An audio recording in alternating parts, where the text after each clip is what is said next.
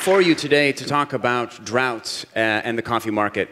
Specifically, though, I want to talk about Brazilian drought or Brazilian rainfall deficit and what that means for coffee prices and therefore coffee production globally, not just in Brazil.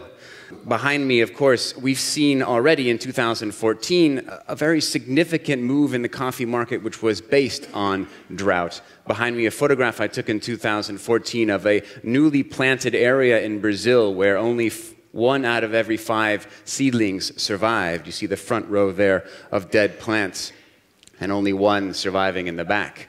Now, I think it's then very important to understand that this drought is already here. And I think that everything we talk about needs to come back then to climate change. This is simply the change in temperatures from 1901 to 2012. And you'll see that the Brazilian coffee area is one of the more hotter areas on the globe relative to what it was 100 years ago. And I think it's also important to realize that if we're going to be growing all of this coffee, we're going to be growing it in these sort of conditions of increasing temperatures, and also what we also think climate change will incite, and that is more extreme weather events. It's very clear then from a historic perspective that drought has now become this idea of the new frost. Here simply we have the occurrences of frost and drought in the coffee region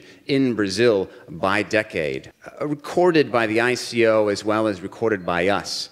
We haven't taken a metric based on weather here. What we've done is we've recorded events that we believe have actually resulted in a reduction of the potential yield for the Brazilian coffee area. Again, I think it's important to just take a look at this graph and see how in the 60s, 70s, 80s, frost was really something that drove the coffee market, while drought was an afterthought. And now drought has really come to the forefront, a function of shifting production area in Brazil, but also, again, of that idea that we are getting warmer in the globe. In 2012, there was a frost in the Paraná region, but it was very slight. And so we've also seen that the frosts are not very severe, and what we're finding is that the droughts in their duration and in their severity are also increasing, an important aspect. It's interesting to get an idea of how drought works in Brazil. Behind me I have the historical rainfall of the Brazilian coffee regions, weighted by region. We find that there is a very clear on-season, off-season cycle in Brazil. And this is really why we have, in Brazil, one large production as opposed to production all year long. And you find that if there is a drought or if there's scarcity of precipitation in January, February, and March, this can have lasting implications for the current crop as well as the coming crop. I remind everybody that when a tree is filling the cherries and there is a drought or moisture deficit, it will no longer be able to devote the energy to fill the cherries, but it is also going to not be able to devote the energy to create more vegetative growth. And that vegetative growth then is, of course, the potential for the next season. So severe droughts with large duration can actually be impacting a multi-year production. Above also, the red line you see is the 2014 precipitation. This is the drought then that shifted the entire market in 2014, where we saw coffee prices go from about $1.05 to $2.12 very quickly in the matter of weeks. And it was really a function of that red line being much lower than it should be. We also believe that because of that deficit, 14 million bags of coffee were lost because of that drought. That is a significant amount of coffee, and then comes into play when you're having that coffee come off of the market within a matter of weeks. So how does drought actually impact production? This is simply all coffee yield in Brazil, and in red, of course, the drought-impacted years. You see that in some cases the drought will impact not just the year it's occurring, but also the next year when that vegetative growth is stunted, as I mentioned before. Important here also is that Brazilian yields have been increasing quite significantly since 1990. In fact, the growth of production in Brazil has really been a function of yield and not a function of growing area. An increase in mechanization, a shifting of area more north, and a number of other input uses have really increased their ability to harvest cherries off the tree. And I think it's important to realize that while 2014 and 2015 are crops that have been stunted by the 2014 drought, the potential for Brazil is still to increase that output. I think that Brazilian production is going to continue to grow in the short term if we see average or near average precipitation. We go back to this trend line, which is the linear line there, which means that if weather is average or more than average, we will realize very large Brazilian crops. And I think this is important because we find then that the Brazilians are able to produce so much coffee that they overshadow much of the market. I'll get into that in a moment. First, I want to look at how droughts or frost has impacted the New York market or the coffee price since 1974. I think it's very clear here that we find rallies in the last 35, 40, 45 years have really been precipitated on weather events. And much of those weather events have been either a frost in Brazil in the early part of this chart or a drought in Brazil last year. There have been a number of other things. The Colombian situation and the washed Arabica shortage in 2011, of course, impacted the New York price. But I want to show that the underlying supply and demand fundamentals of coffee are certainly always going to be at the forefront of the market. But in general, what we find is that high price moves are actually a function of very quick weather disruptions. And what does that mean for the rest of the world? I think that specialty coffee is very much focused on the African, the Central American, the Colombian, some of the Asian markets as well. And so what I've tried to show here is how the rest of the world is constantly playing catch up. What we have is the New York price again, the C market, the Arabica price, futures price, on a yearly basis. And you saw bar charts before. So the high is simply the high, then the fat is the start and the finish, and then the low is the low of the year.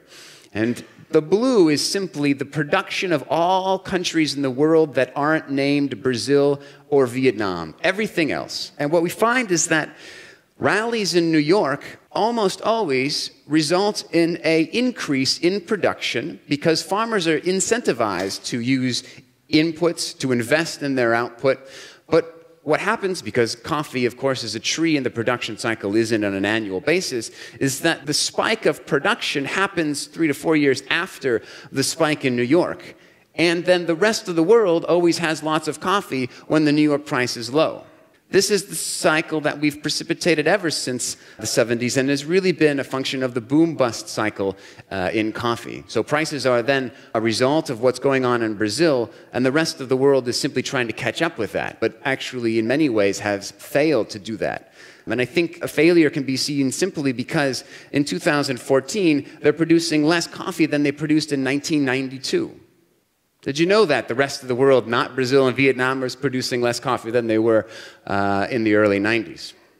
And this is that share. So if we take the red line, which is the global share of production of Vietnam and Brazil, versus the black line, which is Latin America, including Colombia and Peru, and the green line, which is Africa. There has been a very clear trend since that early 90s when we saw in 94 a frost, which increased the price in New York quite significantly, and then, of course, increased the output of coffee. A number of other things happening as well, but as a direct result, the coffee crisis, and really a lot of producers having to pull out of the market simply because margins weren't available. People weren't actually being able to make money or have a living producing coffee.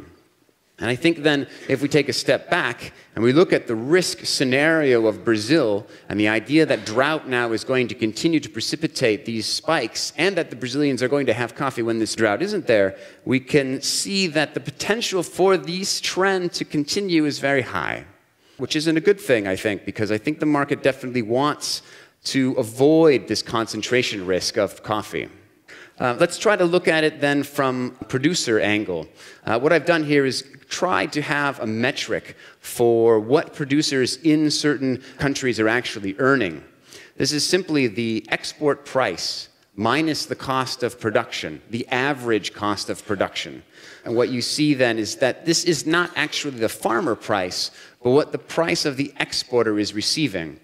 So in 2001 to 2003, 2004, when a drought in Brazil hit and prices actually went up, we find that the coffee crisis was a big issue and nobody was making any money. You see most of those lines below zero. Again, remember that the farmer price is actually modestly below those individual lines. Then between 2005 and 2008, there was a relative stability in the coffee market. And there were a number of people who were able to make at potential cost of production. It certainly wasn't a luxury or anything like that, but it was closer to a sustainable situation. And then you had the 2010-2011 rally, precipitated again mostly on a washed Arabica supply situation out of Colombia when we had the renovation and the disease problems. It's very clear there that the market then is telling farmers that there isn't enough coffee, and very quickly you should invest in your coffee region, you should invest in your farm, you should try to produce as much as possible. But as the coffee price is going up to $3.13 in 2011, and the coffee farmer is giving this incentive and actually then makes that investment, just as quickly the coffee price comes down. And within 2 years, we're back down to $1 on the New York market. And there is very few, if any, origins that produce coffee in Arabica that can produce it for $1 or less. And then, of course, the drought in 2014, in which we see a very quick upkick. But then, of course, we've already come down. Coffee prices today are below $1.40 again, which is going to make it very difficult for many origins to produce and make money. So how do we deal with mitigation? How is it that we can stem this tide? And one of them is the production and the efficiency of producers. And this has been talked about a lot today. And I can't stress enough that when people are able to produce in a very efficient way, then they're able to realize better yields and their cost of production falls. Another mitigating factor is the fact that many producers potentially should invest or look into risk management scenarios.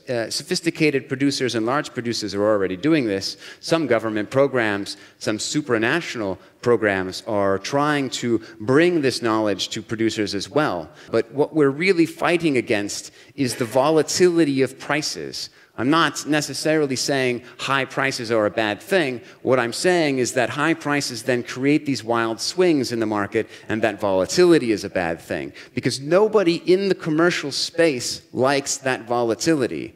The volatility might be liked by speculators in the market, but nobody who buys and sells coffee really enjoy it, because it's a really difficult environment to work in.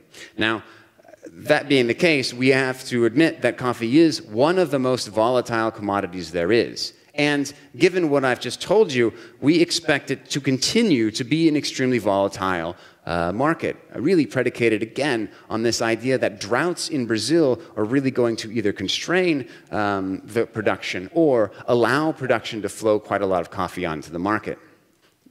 Again, I think that risk management, the ability to invest in your supply chain, as well as investing actually in the infrastructure, this is a center pivot in irrigation system in Brazil, are ways in which we can moderate the impacts of wild swings on the New York market as well as droughts. But all of these things come at a cost. And I think that this is a topic that's been talked about a couple of other times, that this cost then needs to be translated further down the supply chain. But I want to sort of impart that to you, is that this sort of volatility and variability will lead to that increased cost. Thank you.